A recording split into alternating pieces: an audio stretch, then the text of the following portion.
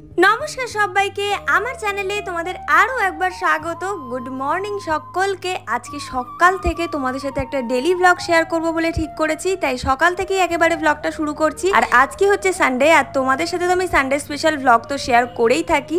তো তোমাদের এরকম সানডে স্পেশাল ব্লগ দেখতে তো বেশ ভালোই লাগে, তো তার জন্য ভাবলাম এই সানডেতে তোমাদের জন্য একটা সুন্দর ব্লগ শেয়ার করি। তো আজকে যেহেতু সানডে, তো তার জন্য কিন্তু এদিকে বিছানার চাদরটাও আমি চেঞ্জ করে নিলাম। আর আমি তো ছোটোর থেকে এটাই জেনে এসেছি যে রবিবার মানেই আর কি সাফ সাফাইয়ের দিন, আর কি সমস্ত কিছু পরিষ্কার পরিচ্ছন্ন করা, একদম ডিপলি ক্লিন করার একটা দিন, মানে নিজেকে সাথে সাথে ঘর পরিষ্কারেরও কিন্তু একটা দিন বলতে পারো। আচ্ছা, তোমরা কারা কারা এই জিনিসটা ছোটোর থেকে শিখে এসেছো অবশ্যই আমাকে কমেন্টে জানিও। আমি তো রবিবার হলেই মাকে দেখেছি সারা জীবনই, যে ছোটো থেকে দেখি যে রবিবার মানেই সমস্ত কিছু পরিষ্কার পরিচ্ছন্ন করে। তো যাই হোক, এখন তো আর সেভাবে সেরকম কিছু হয় না, তো যখনই আমার সময় হয় আমি তখনই পরিষ্কার করার চেষ্টা করি। তো তারপরে মা ব্রেকফাস্ট দিয়ে দিয়েছিল, সেটা খাওয়া দাওয়ার পরে আজকে ভেবেই নিয়েছিলাম যে আজকে পুরো পরিষ্কার করব আমার এই ছোট ঘরটা, কারণ এই ঘরে আমার ভিডিওর সমস্ত কিছু থাকে, প্লাস আমার ড্রেস, মানে প্রত্যেক দিনের পরার জামা কাপড়, সাথে জুয়েলারি, সাথে আরও অনেক রকমের প্রোডাক্টস যেগুলো আমি প্রমোশনে পাই, বা আরও অনেক কিছু, সমস্ত কিছু, মানে ভিডিওর বেশিরভাগ 90% জিনিস আমার এই ছোট ঘরটার মধ্যেই থাকে। তো এগুলো এত মানে মেসি হয়ে গেছিলো, এত অগোছালো হয়েছিল, তো আমি ভাবলাম যে না, আজকে আমি সমস্ত কিছু পরিষ্কার করেই ছাড়বো। তো আজকে আমার অনেকটা সময় নষ্ট হয়েছে, মানে এগুলো গোছাতেই আমার পুরো সারা দিন কেটে দুপুর হয়ে গেছে, এতটা দেরি হয়ে গেছে। সকাল 9:30 থেকে দুপুর 3টে পর্যন্ত আমি পুরো ঘর ডিপলি ক্লিন করেছি। তো প্রথমেই কিন্তু আমি আমার এই যে আয়নাটাকে গুছিয়ে নিয়েছি, মানে পরিষ্কার করে নিয়েছি, কারণ জানো তো এই যে আমাদের ঘর যে কাজ হচ্ছিল, ঘরের যে রঙের কাজ হচ্ছিল, তারপর না এতটা ডিপলি ক্লিন করা হয়নি। সমস্ত কিছু পরিষ্কার করা হয়েছে ঠিকই, বাট এতটা সুন্দর করে হয়তো ডিপলি ক্লিন করা হয়নি। তো আমার না মনের মধ্যে খুব খুঁতখুত করছিল যে একটু পরিষ্কার করলে যেন মানে প্রাণ ফিরে পাবে ঘরটা। তো যাই হোক, সেরকম বিশেষভাবে তো গুছানো সম্ভব না, কারণ এলাহি কিছুই নেই আমার কাছে। তো আমার যতটুকু সামর্থ্য মধ্যবিত্ত ঘরে থেকে আমি ততটুকুই গুছিয়ে রাখার চেষ্টা করি, যেটা মানে যাতে একটু দেখলে যেন নিজের মনটা ভালো লাগে সারাদিন পর।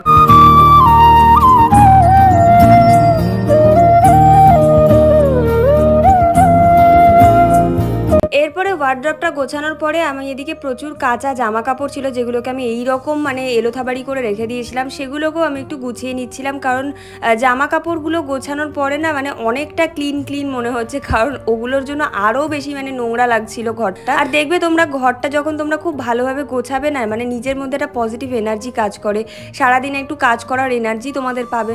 মানে আমার তো মনে হয় খুবই ভালো লাগে, মানে ঘর যদি পরিষ্কার থাকে আমার তো ভীষণ ভালো লাগে, কাজের এনার্জি পাই। আর মাঝে মধ্যে এরকম একটু ডিপলি ক্লিন করলে দেখবে নিজেদের ভালোও লাগে। তো আমার কাজের জিনিসগুলো আমি একটু মুছে মাঝে পরিষ্কার করে যত্ন করে রাখি, কারণ এগুলো আমার সারা জীবন, মানে বলতে পারো সারা বছরের সাথে। এই রিং লাইটগুলোকেও একটু মুছে নিলাম, কারণ রাস্তার ধারে বাড়ি হয় না, প্রচণ্ড ধুলো পড়ে যায়। তো এবার যেগুলো গুছিয়েছিলাম সমস্ত জামা কাপড়গুলো আমি একটু ওয়ার্ড্রপে ভরে নিচ্ছি। আর ওয়ার্ড্রপের অবস্থাটা খুব একটা ভালো নেই, ভেতরে অনেকটাই মেসি হয়ে রয়েছে, সেগুলো আর আজকে গোছালে রাতভর কাভার হয়ে যাবে, তো তার জন্য আর এগুলো আর গোছালাম না। ওগুলো আবার নেক্সট কোনো একদিন নয় ভালো করে গোছানো যাবে। আমি এই ওয়ার্ড্রপের ওপরে যত জিনিস আছে সমস্ত কিছু নামিয়ে এবার এগুলোকে একটু ভালো করে ক্লিন করে পরপর সমস্ত কিছু আমার প্রত্যেক দিনের দরকারের জিনিসগুলো আমি এখানে সাজিয়ে গুছিয়ে রাখি। আর এগুলো যেহেতু প্রত্যেক দিন দরকার পড়ে, তো তার জন্য না একটু তাড়াতাড়ি অগোছালো হয়ে যায়।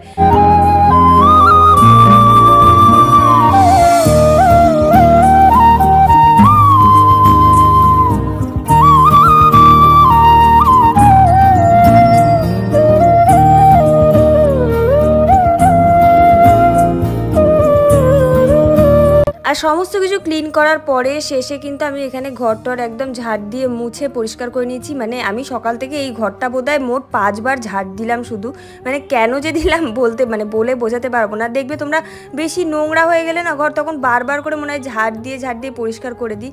তো যাই হোক, তারপরে আমি চলে গেছিলাম ছাদে। সকালবেলা অনেক জামা কাপড় কাচাকাচি হয়েছিল, সেগুলো এত রোদের তাতে আর শুকিয়ে গেছে বেলার দিকেই, তো সেগুলোকে গেছিলাম তুলতে।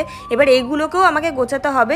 তো এত কিছু তো তোমাদেরকে ভিডিওতে দেখালে তো ভিডিওটা অনেক বেশি বড় হয়ে যাবে, তাই জন্য তোমাদেরকে সমস্তটা তো দেখাচ্ছি না, বাট আমি এই যে এত জামা কাপড়, বিছানার চাদর থেকে শুরু করে সমস্ত কিছু তুলে নিয়ে চলে এসেছি।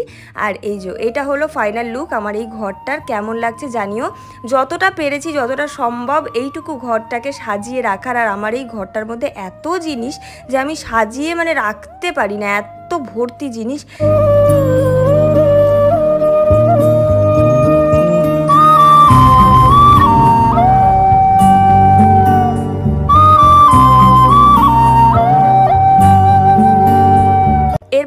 তাড়াহুড়ো করে স্নানটা সেরে নিয়ে দুপুরের লাঞ্চটাকে করে নিয়েছিলাম, কারণ আমাদের আজকে একটু বেরানোর আছে ফটোশ্যুট করবার জন্য। বাট দেখো কি অবস্থা হয় আজকে।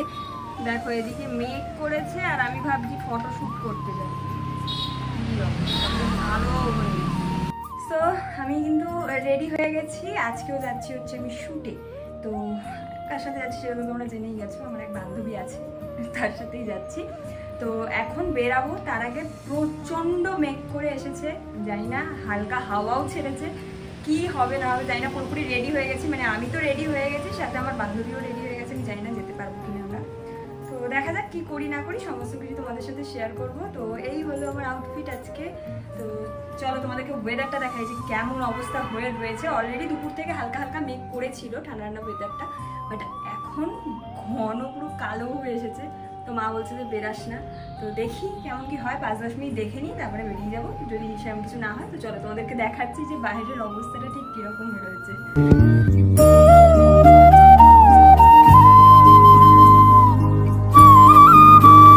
দেখতেই পেলে যে কতটা মেঘ করেছে, বাট সত্যি বলতে না আমরা দুজনাই যেহেতু রেডি হয়ে গেছিলাম, মনের জোরে আর কি সাহস করে বেরিয়ে পড়েছিলাম। মা আমাকে অনেকবার করে মানা করেছিল যে যাস না, আজকে প্রচণ্ড মেঘ করেছে, যা হয়েছে রেডি হয়েছিস আবার খুলে ফেলতে হবে না। বাট আমরা তো কেউই শুনবো না, আমরা জোর করে গেছিলাম। বাট বিশ্বাস করো যদি আজকে জোর করে না যেতাম না, এই যে মানে নেচারটা আমরা উপভোগ করতে পারতাম না, এতটা সুন্দর ওয়েদারটা ছিল না। জাস্ট তোমরা ভিডিওটা দেখো বুঝতে পারবে। দুজনে মিলে বুক করলো কেমন পাবলিক রিঅ্যাকশন হবে, পাবলিক রিঅ্যাকশন ব্লগ হবে না যে পাবলিক রিঅ্যাকশন। না ভিডিওর মাঝখানে আমাকে এত অপমান করার কারণ কেন আমি তো বুঝতে পারি না। ভিডিওর মাঝে তোকে অপমান করতে বেশ ভালো লাগে, কিন্তু আমি ওকে কিন্তু রিয়েল লাইফে এত অপমান করি না কোনোদিনই। জিজ্ঞেস করে দেখো তোমরা, করি তোকে বল না রিয়েল লাইফে ওকে আমি ভিডিও অপমান করি না। এমনি এমনি বানানো, এমনিতেও নাটা মানুষ, ওকে খুব একটা অপমান করি না। দেখতে পাচ্ছ তো তোমরা তোমাদের সামনে একদম মানে কি বলবো, শুধু তোমাদের সামনেই করে থাকি এরকম ছোটখাটো অপমান। শাকের মুখটা কি হাস্যকর, হেভি লেগেছে ওইটা আমার। ওটা পুরো বাদ দিয়ে ভেবেছি যে তোর বিয়েতে গিফট করবো ওই থোবড়াটা। চুল খেয়ে নিচ্ছি, এটা পাপের ফল। হ্যাঁ পেট খারাপ।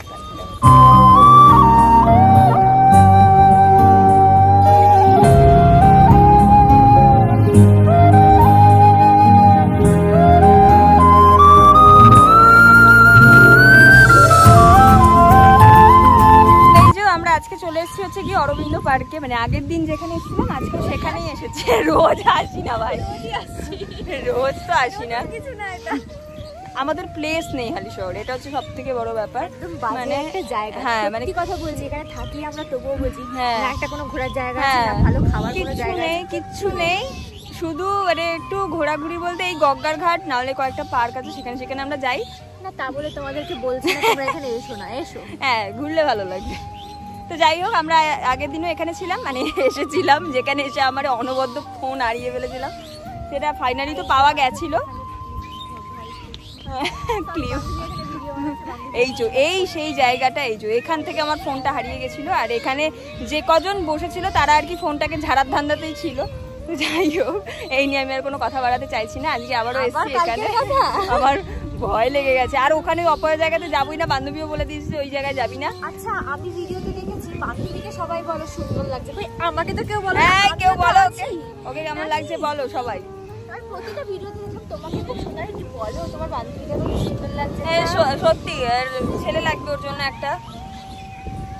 এত সুন্দর ওয়েদার, মনে হচ্ছে সারাক্ষণ ক্যামেরা অন করে থাকে, এত সুন্দর ওয়েদার কি করে হয় ভাই। পাবলিক রিঅ্যাকশন নেওয়ার জন্য না, না সত্যি সত্যি ওয়েদারটা খুব সুন্দর। তুই একবার আয় এখানটা দেখ, অসাধারণ, খুব সুন্দর। না না আমি পাগল হয়ে গেছি, এত সুন্দর ওয়েদার, এত সুন্দর হাওয়া, ভাই শান্তির জায়গা।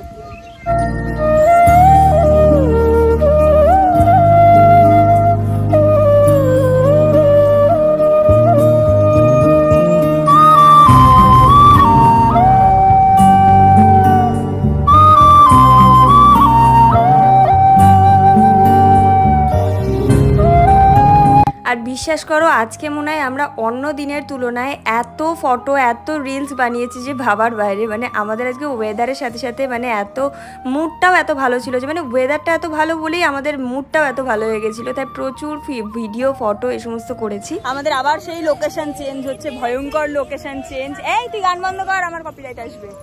দিয়ে হচ্ছে গিয়ে আজকে এসছি সমস্ত কিছু গুছিয়ে, কোনো চাপ নেই। তো এই যে এই পার্কটা এত সুন্দর আর ওয়েদারটা হেভি। তো আমরা এখন কয়েকটা ছবি টবি তোলা হয়ে গেছে, এখন কয়েকটা রিলস বানাবো যতক্ষণ আলো আছে। এখানে কি নিয়ে ক্যাচার লেগে গেছে গাইস পার্কের মধ্যে। আমরা তো ব্লগার, আমাদের তো এসব ক্যাপচার করতেই হবে গাইস। এখানে ছেলেটাকে মেয়েটা মারছে, তাও আবার লাঠি দিয়ে বাঁশ দিয়ে মেরে মারতে মারতে ভেঙেও ফেলেছে, সবাই এসে এখন আটকাচ্ছে। কি জ্বালা গাইস, ওখানে ঝামেলা লেগেছে, জানি না কি নিয়ে ঝামেলা লেগেছে, আমাদের ভিডিও করা নিয়ে কথা আমরা করে ফেলেছি। এদিকে ওখানে মেয়েটা ছেলেটাকে ধরে মারছে, ভাবো কি যুগ এসছে, মেয়েটা ছেলেটাকে ধরে মারছে। এটা মারলো বলছে মার মার আরো বাবা।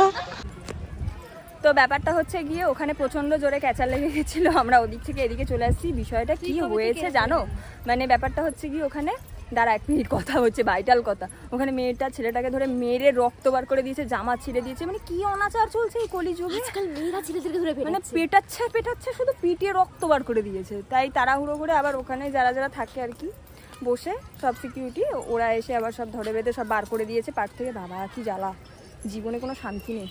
তো এই যে আজকের মতো ইতি এখানে অনেক ভিডিও রিলস ফটো সমস্ত কিছু তুলে নিয়েছি। আর এই যে বান্ধবী আর আমি কিরকম চমকাচ্ছি আলোতে, আরো আমার চুলটা দেখো হাওয়ায় গাইস, লুক এট মি। মনে হচ্ছে আমি এক গাদা মেকআপ করে আছি। যাই হোক, আজকের ভিডিও এখানেই এন্ড করছি, দেখা হচ্ছে নেক্সট ভিডিওতে। ততক্ষণ সবাই খুব ভালো থেকে সুস্থ থাকবো। আর আজকে মারামারি কেমন লাগলো সেটাও জানিয়ে। চলো, আমার ছেলেটার কথা ভেবে একটু মায়া লাগছে, তো চলো আজকের মতো টাটা।